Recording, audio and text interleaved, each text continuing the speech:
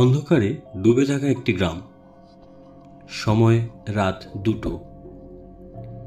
হঠাৎ গ্রামের সব কুকুর একসাথে হাহাকার করে উঠল, যেন এক অদৃশ্যকার উপস্থিতি টের পেয়েছে তারা। আজ সেই রাত সদ্য বিবাহিতা অনন্যা দেহ আনা হলো শ্মশানে। বয়স মাত্র 19, কিন্তু শেষ কটা মাসে সে সহ্য করেছে অকর্ত নির্যাতন। শ্বশুর, শাশুড়ি, স্বামী প্রত্যেকে তার সাথে এক নির্মম করা অত্যাচারে যেন ডুবেছিল।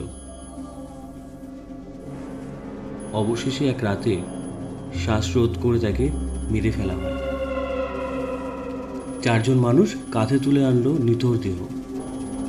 চাঁদের আলোয় স্পষ্ট দাগ, মুখে শুকনো রক্ত, চোখ বন্ধ, অথচ যেন কান্না জমে আছে তার মুখে। পুরোহিত মন্ত্র পড়া শুরু করলেন, কিন্তু তার গলা হঠাৎ থেমে গেল। চারপাশে উপস্থিত লোকেরা আতঙ্কে তাকিয়ে রইল। হঠাৎ লাল ওড়নাটা নিজে নিজে নড়ছে।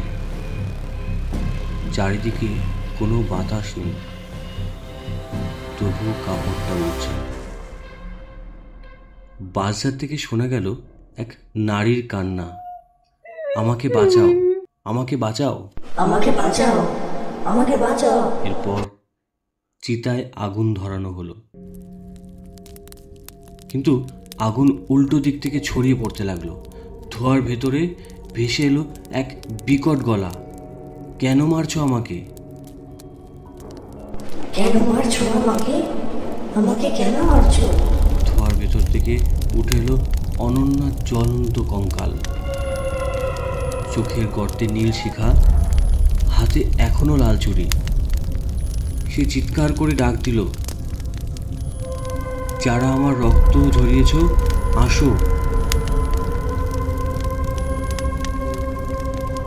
হঠাৎ মাটি কাঁপতে শুরু করলো। শ্বশুর, শাশুড়ি আর স্বামী তারা পালাতে চাইল, কিন্তু তাদের পা জমাট বেঁধে গেল।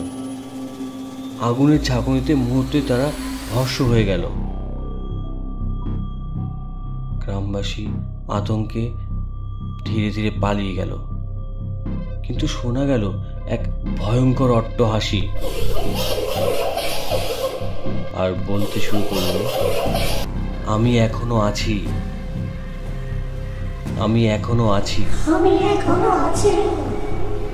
সেদিন থেকে মাঝরাতে শ্মশানে ভেসে ওঠে সেই ওড়না। শোনা যায় হাড়ের ঠক ঠক শব্দ আর এক নারীর গলা,